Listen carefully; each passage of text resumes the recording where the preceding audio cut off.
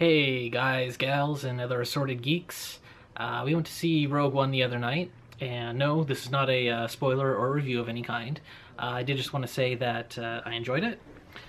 I wish there had been an opening crawl.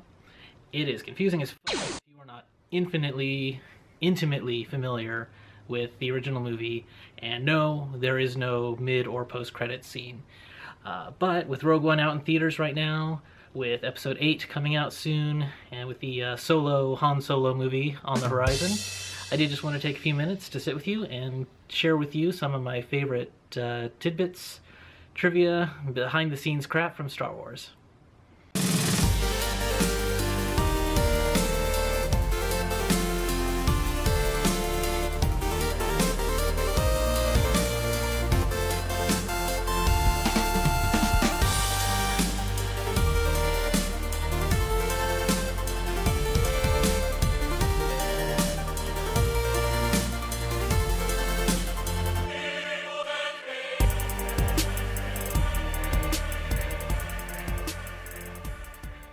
Now bear in mind, I said that these are my favorites.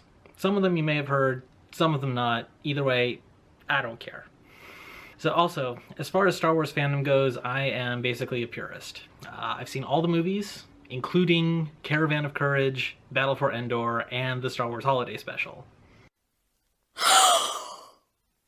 But the Star Wars media franchise encompasses numerous TV shows, video games, comic books, and about 400 million expanded universe novels, none of which I have watched, none of which I have read, which, from what I've heard, are pretty much just random fucking nonsense anyway.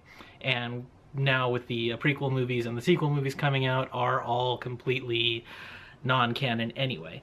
So anything that I'm going to discuss today is pretty much directly related to something that happened in one of the theatrical movies.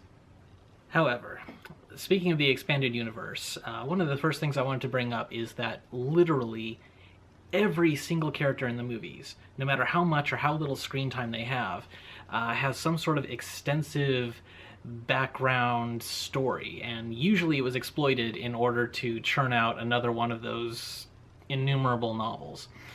Every actor, every extra, every puppet and animatronic who appears in any single frame of any of the movies has been given a name and an extensive history.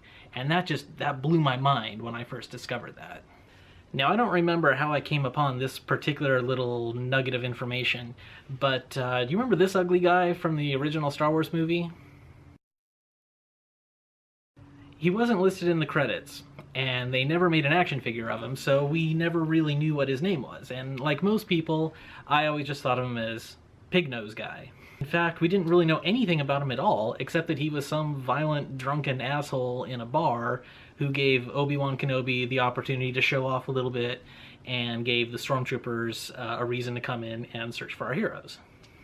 Now, as it turns out, the backstory that was given to this rather mediocre excuse for a plot device turned out to actually be pretty cool. His name, if you can believe it, is Dr. Cornelius evazan. Evasion? Avoision? I don't say evasion, I say avoision. Well, however you pronounce it, his whole deal is that he was, get this, a plastic surgeon. Huh. Irony!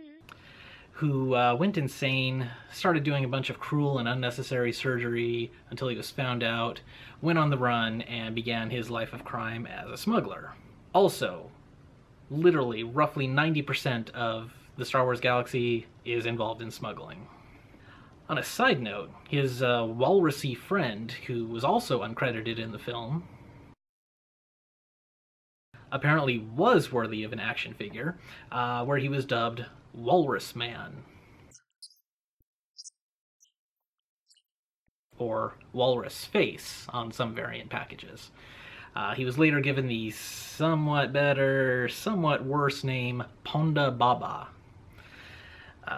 And a backstory where he was, wait for it,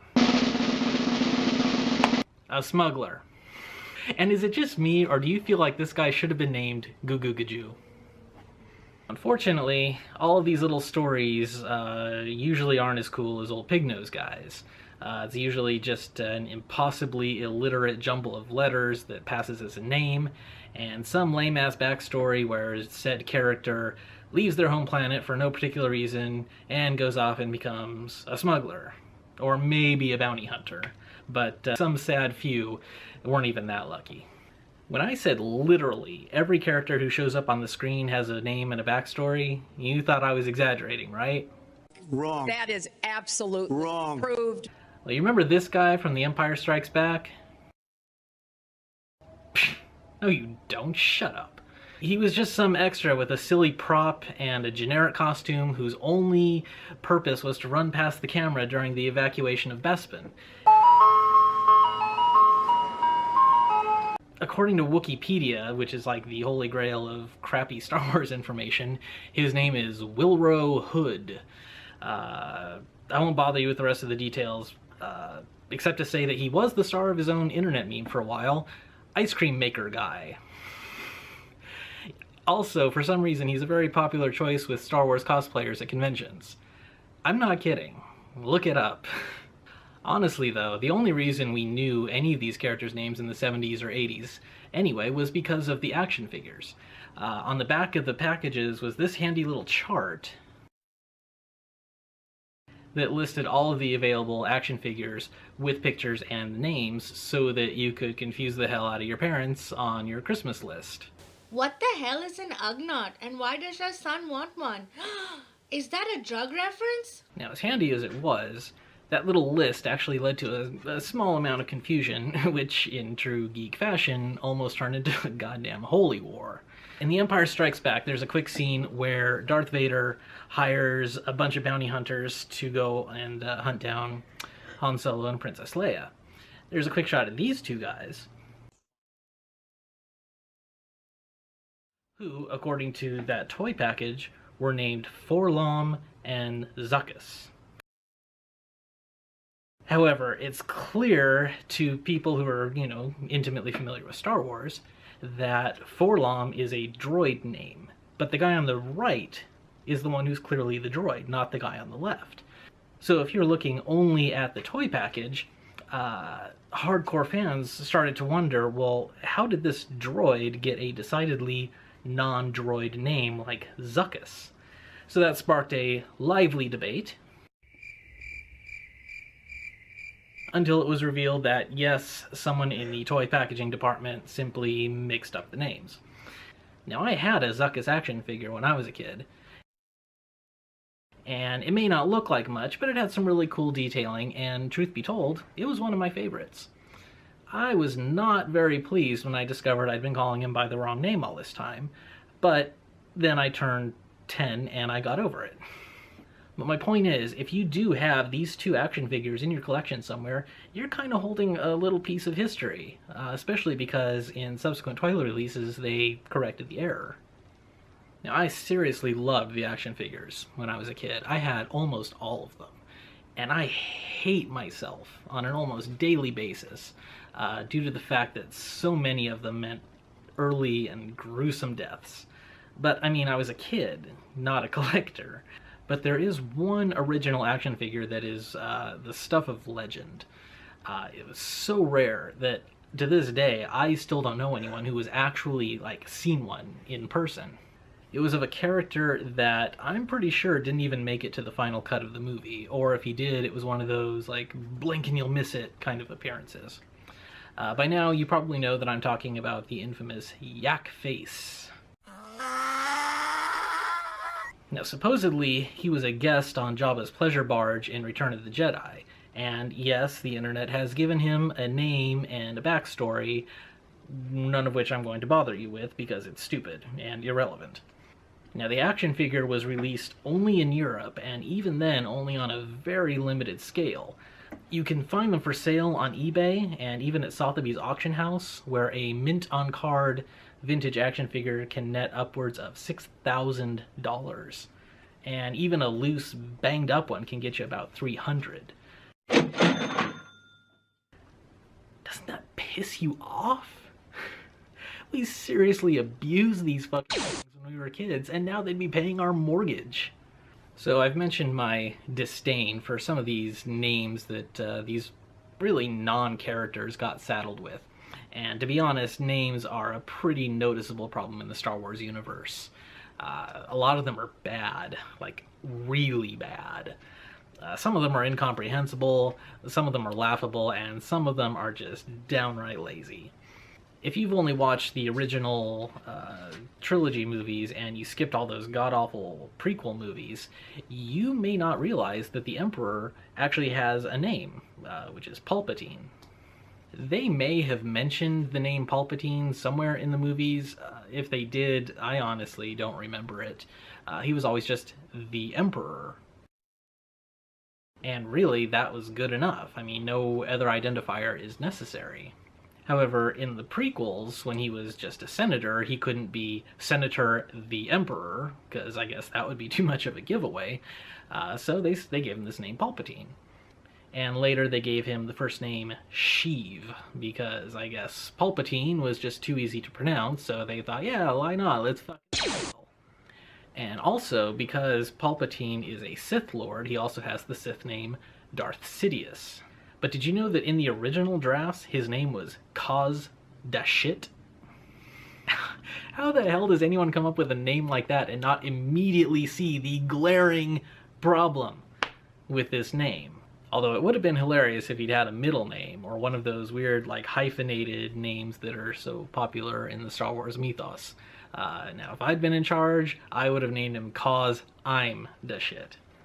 In fact, if I ever become an emperor, that is going to be my reign name. And also my slogan. Now, while we're taking a little aside to talk about Sith names, there is one convention that I wish they had stuck to, because it was really kind of a neat little detail. If you add in to both Palpatine and Anakin's Sith names, you end up with Insidious and Invader. These are like tough, aggressive words that kind of give us a little bit of insight into their characters.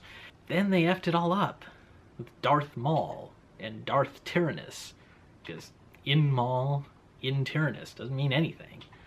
Seriously, did those prequels get anything right? Now, as for lazy names, there is one that jumps out at me more than the others, and it's not a character name, it's actually the name of a species. We all know and love this guy, Admiral Akbar. It's a trap! But you might not know that the name of his species is the Mon Calamari. Calamari. This guy is a calamari. This guy. Calamari. Are you fucking kidding me? Although I guess it could have been worse. Could have been this guy. Okay, let's move on from stupid character names and on to better things. In Return of the Jedi, Han Solo goes down to Endor to blow up a shield generator, and he lends the Millennium Falcon to Lando Calrissian to attack the Death Star. Now, this creepy-looking drink of water serves as Lando's co-pilot. Again, if you didn't buy the action figure, you probably never found out what his name was. And I'm not even going to try to pronounce it. No, I promise, seriously, I am moving on from stupid Star Wars names. The part that I found interesting about this character is that originally he was just supposed to be a background guy with no dialogue. But at the last minute, George Lucas decided he liked the way he looked, and he wanted this guy to have a bigger role, with more to do. So they had to rework this rigid mask into a puppet, basically, with moving eyes and moving mouth. And then they had to come up with some alien-sounding stuff for him to say. But since time was short, what they actually did was they found this Kenyan student who I think may have been like an intern or an assistant on the production, and they asked him to speak some lines in his native language. Well, as a matter of fact, he spoke 3 languages, and he used them all in his lines. It was Kalenjin, Haya, and Kikuyu. So the dialogue you hear from this character isn't, alien at all. It's actual language. He's actually saying what the little subtitles read. Now, the voice actor became quite a celebrity when he went back to Kenya, and the popularity of Star Wars in general, and that movie and that character in particular, just skyrocketed because people there were able to watch this major American movie release and hear their own language being spoken, even if it was only for just a moment. And I think that's pretty cool. So Star Wars has obviously had a pretty major influence on filmmaking and on popular culture, especially on science fiction films. But did you know that it directly affected its most direct rival for the science fiction throne, namely Star Trek? Now, Star Trek II, The Wrath of Khan, was in production at the same time as Return of the Jedi. However, at the time, Return of the Jedi was going to be called Revenge of the Jedi, and The Wrath of Khan was called The Vengeance of Khan. The Star Trek executives decided that they had better change the name of their movie, probably because they wanted to downplay any competition between those two franchises, because Star Wars was killing them at the box office, and Star Trek the Motion Picture had been a huge, disappointing failure. Eventually it became a bit of a moot point because George Lucas changed the name of his film to Return of the Jedi because he felt the Jedi were too noble to seek something as petty and negative as revenge. So that all kind of became a big wash. Now, speaking of Star Wars and Star Trek, I could actually spend an entire video talking just about the special effects of Star Wars versus Star Trek, Paramount versus 20th Century Fox, Douglas Trumbull and Associates versus ILM, and etc. And it's actually a really interesting story if you're a sci-fi film nerd. But I'm not going to go into all that right now because, frankly, I'm getting tired of talking to you. So, I don't know, go look it up. It's actually a good read, and it gives you a lot of insight into the horrors of big movie studio politics and some of the benefits of being a renegade independent filmmaker. So, in closing, I'm going to leave you with this.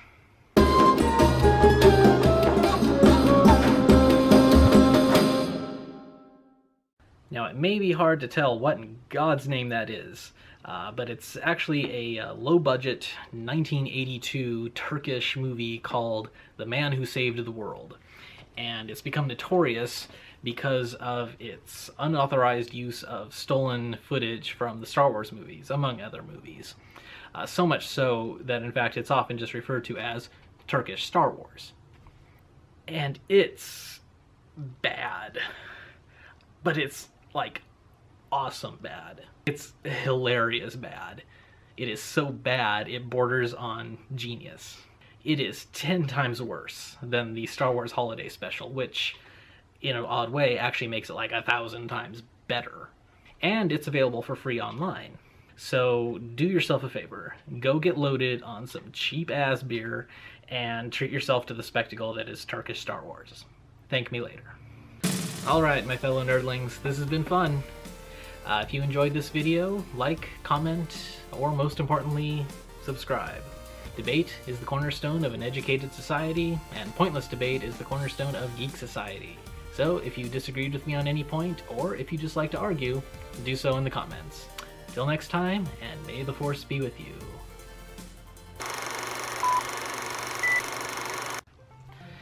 Alright, my fellow nerdlings, this has been fun.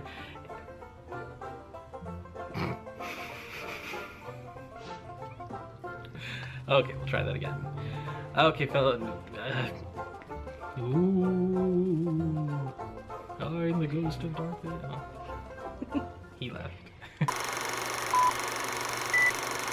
Or if you just like to argue, do so. Do blah blah blah in the comments.